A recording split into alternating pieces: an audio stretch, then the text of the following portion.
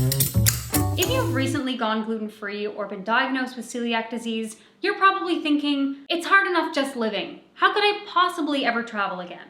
Been there, done that. The moment I got my celiac diagnosis, one of my first thoughts was, okay, I'm celiac.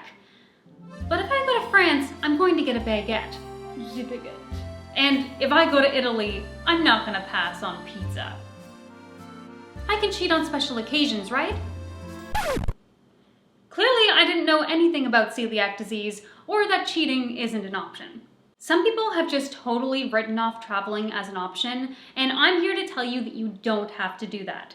Just because your diet is limited doesn't mean that your life has to be. Now, I'm not a crazy world traveler by any means, but since my celiac diagnosis, I've traveled within Canada, to the US, the UK, and to China, so I have some gluten-free travel experience under my belt that I want to share with you. I will be making more specific videos for the places I've gone. I know y'all want to hear about being celiac in China, but today I'm going to talk about my top 9 tips for traveling when you're gluten-free.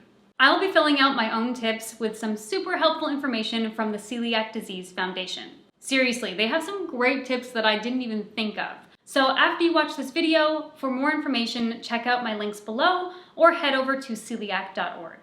Tip number 1, research. Research is essential for traveling when you're gluten-free. If you're not sure where you want to go yet, research can help you make that decision. Look up some places that you're interested in traveling to. What is the main cuisine of that area? Are any of the common dishes naturally gluten-free? And are there any restaurants that have gluten-free options on the menu? You're gonna find that some places are much easier to travel to when you're gluten-free than others. So where do you find all this information? Google is your best friend. There are so many gluten-free travel bloggers that give fantastic recommendations. Many countries also have their own Celiac Association websites that you can go to learn a bit more about where to go and what to avoid. When it comes to restaurants, you don't have to have every meal perfectly planned, but it's really helpful to have some solid places in your back pocket. Being spontaneous is great, but having a fallback is vital. You don't want to be stuck having a sad salad for every meal. For example, when I went to London, I made a couple of reservations in advance for the days when I knew I'd be short on time or wouldn't want to spend a lot of time searching for a place. I booked this amazing afternoon tea for the day we arrived because I knew we'd be starving after our long flight. I also booked a reservation at this gluten-free Italian restaurant that made homemade fresh pasta in between our Harry Potter and the Cursed Child matinee and evening shows because I knew we only had about 2 hours and didn't want to have to look for a place. It was... Tip number 2, plan ahead. Planning ahead is key. You'll definitely want to make some phone calls or send a few emails. If you're traveling by air, call your airline to request a gluten-free meal. You need to do this ahead of time because if you wait too long, they might not have enough time to get your gluten-free meal onto the flight. As always, when you get your meal, double check that it's actually gluten-free. Mistakes happen. And one time they gave me a regular roll with my meal, and I knew it was a regular roll because my friend had the exact same one. You do not want to get glutened on a 14-hour flight with recycled air.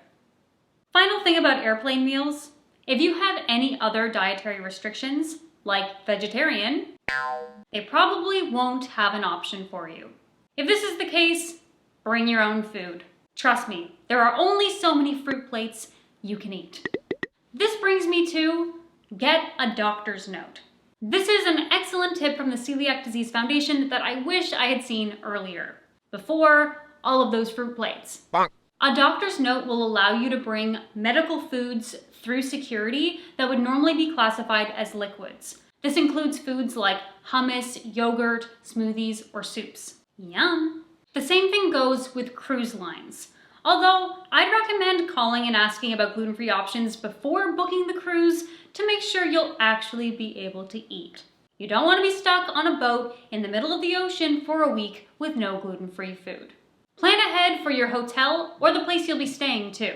It's a good idea to request a room with a fridge and, if possible, a microwave. That way you can easily store foods from the grocery store like milk, cheese, fruits, and vegetables. If you find a safe restaurant, Get a big meal and store the leftovers in your fridge for the next day. That way you won't have to find 2 safe restaurants. And to save money.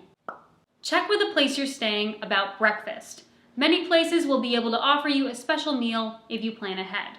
I've also had some lovely Airbnb hosts that have gone out of their way to provide me with gluten-free oatmeal and gluten-free bread. One even baked me some gluten-free banana bread, which was like the nicest thing ever. If you're staying with friends or family on your travels, be sure to discuss your gluten-free needs with them ahead of time so they can prepare. Finally, make sure you have plenty of any necessary medication, vitamins, or supplements. The last thing you'll want to worry about is navigating hidden gluten on labels in another country. Tip number 3, pack food. No matter where you're traveling, you'll always want to bring some food. How much food you need is directly related to where you're going and if the gluten-free options are abundant. For example, I had to bring way more food with me to China than when I went to the UK. My main recommendations include the following non-perishable foods. Snacks. All the snacks, like granola bars and protein bars. They're great because they can be very filling, but they're also very light. Also, nuts and seeds, which will give you great protein on the go and they won't get squished in your bag. These are the snacks you'll want to keep in your bag at all times. They'll come in handy when you're walking around and can't find any gluten-free options. Breakfast foods. I like to pack a whole bag of gluten-free oats. Some hotels have continental breakfast that have 0 gluten-free options, except maybe eggs and fruit. Having oats or hot cereal on hand that you can make with just a little bit of hot water is a great option. Plus, making a fast breakfast in your room will save you money on eating out.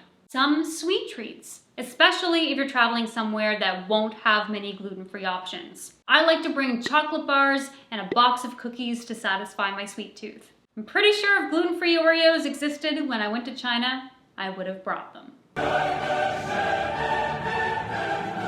If you're traveling within Asia, you may want to bring some soy sauce, preferably in those little packets if you can find them. That way, you can safely season your food.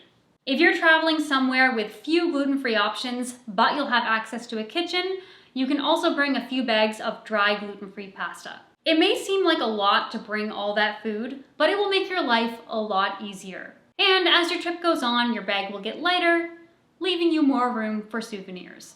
Tip number 4, travel cards. This tip is a game changer if you're traveling somewhere where you don't speak the language. You can get allergy cards in different languages that you can show at a restaurant to help them understand what you can and cannot eat. Before I get any further, let me say that not all travel cards are created equal. Story time. I purchased a travel card back in 2018 to use in China, and I gave up on it halfway through the trip. I don't know if it was a translation issue on the card or if people just didn't know what to serve me, but I got a lot of confused looks. It's also an allergy card. It's not specifically for celiac disease. It just says, please prepare a meal for me that does not contain these foods. Thank you.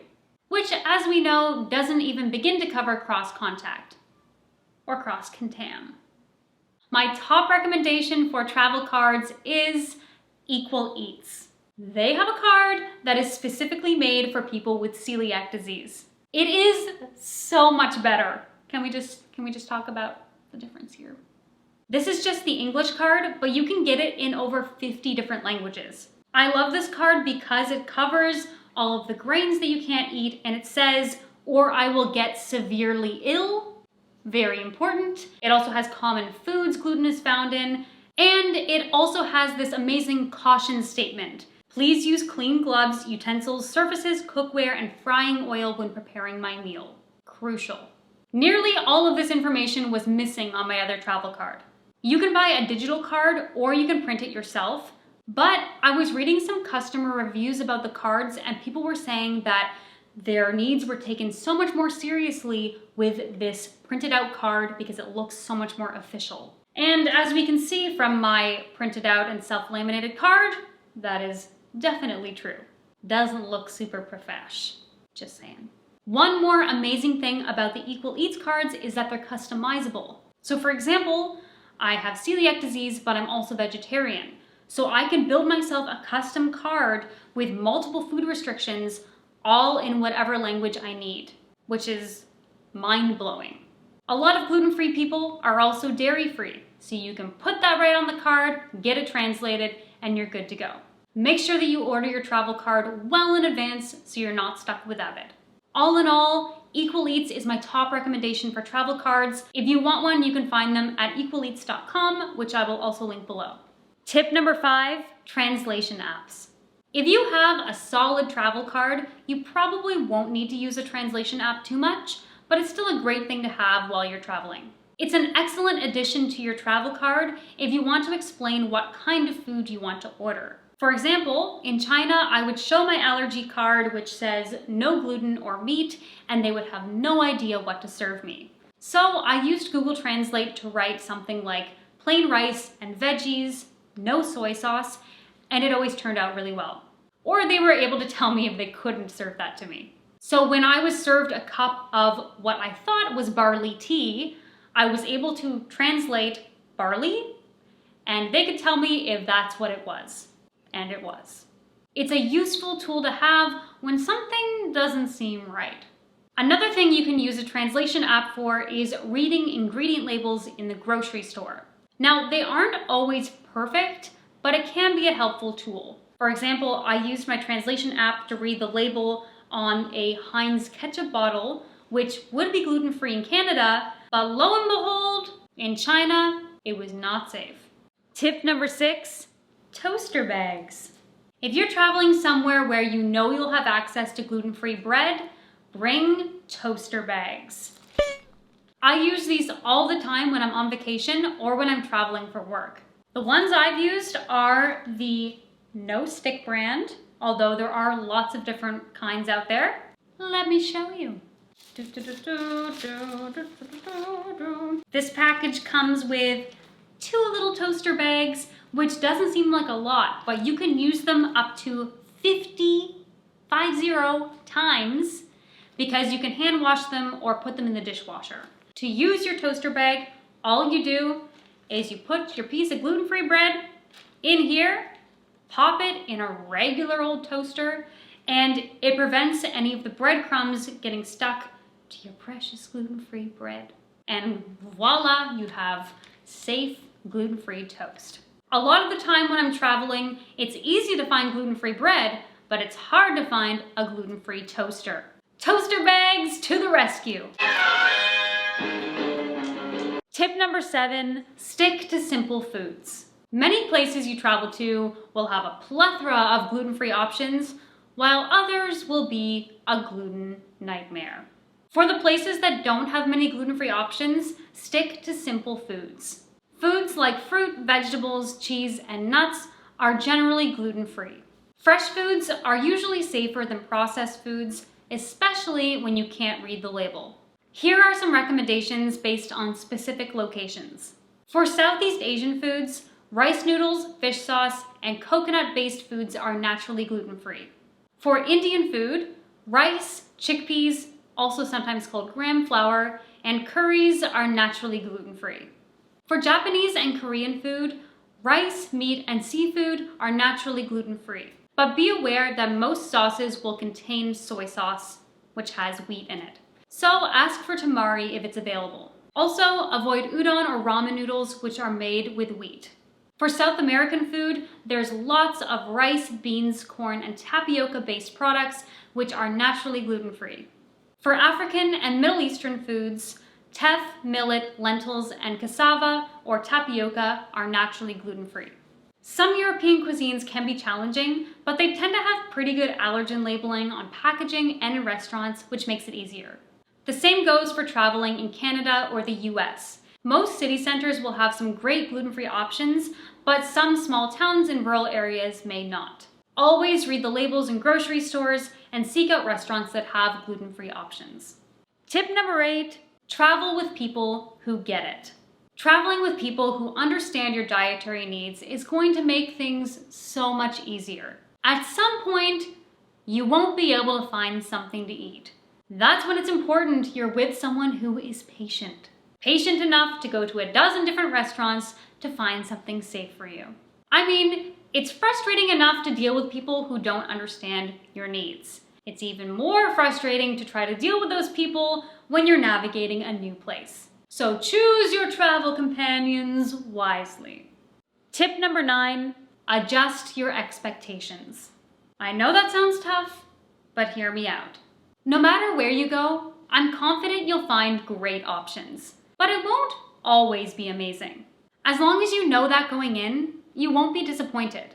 If you're going somewhere that doesn't seem to be informed about celiac disease or gluten-free options, you'll have to readjust your expectations. It might not be a food trip, and that's okay. Don't let dietary restrictions hold you back from doing the things you want to do and seeing the things you want to see. When I'm traveling, I try to experience the culture as best I can. Just because I can't eat the food doesn't mean I can't enjoy looking at it. I enjoy looking at intricately decorated cakes in bakeries. I enjoy seeing what my friends order and maybe asking to smell it, like a weirdo. And I just find it fun to look at all the different options on menus. It's like window shopping for my belly. Window Shopping for My Belly, a memoir by Robin Harrison. And on my travels, I did find some excellent food. In England, I was still able to enjoy an afternoon tea, and I even had some gluten-free crumpets. In Scotland, even though I didn't really get to try traditional meals in restaurants, my Airbnb host made us some Scottish oatmeal that had cream and brown sugar and whiskey, which was super delicious. In China, I didn't really get to experience much authentic Chinese food, but I did get to have hot pot, some delicious spicy mountain potatoes, and Hey tea, all of which were super tasty. Bottom line, you may miss out on some of the food, but not all of the food. And most importantly, you'll still get to sightsee and go on adventures.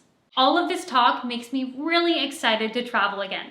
So let me know in the comments any incredible places you've traveled to or what's at the top of your bucket list. Once again, the Celiac Disease Foundation has great resources for traveling when you're gluten-free, so be sure to check them out at celiac.org. If you found this video helpful, please share with your friends, family, and travel companions. Also be sure to like and subscribe. Thanks for watching, and I'll see you next time.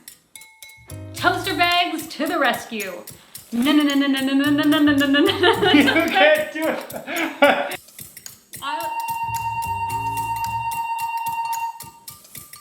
Is that it? Let's just go. Okay.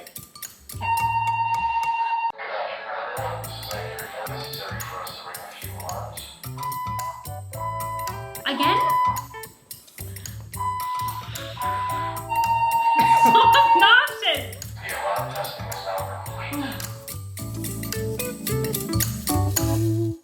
Little bonus content for those of you who stuck around to the very end of the video. You may have noticed that my shelf was a little bit different today. I've got some trinkets from my travels. So these are from my 2 trips to China. This is a gorgeous cast iron teapot from Shanghai. And these are opera dolls that my Chinese student gave to me in Beijing. And on this side, we have a couple things from our trip to the UK. We did a Harry Potter inspired trip because we're super nerds. Yeah. So this is obviously a time turner. We got this at the Harry Potter studio tour, which was incredible. This gorgeous shot is from Glencoe in Scotland, which is probably the most magical place I've ever been. Also, they did some filming of the 3rd Harry Potter movie there, which is literally why we went there. And just a teapot, gorgeous teapot. I'm just gonna drop in my favorite video from this part of the trip. Prepare yourself. And thus concludes the tour of my shelf.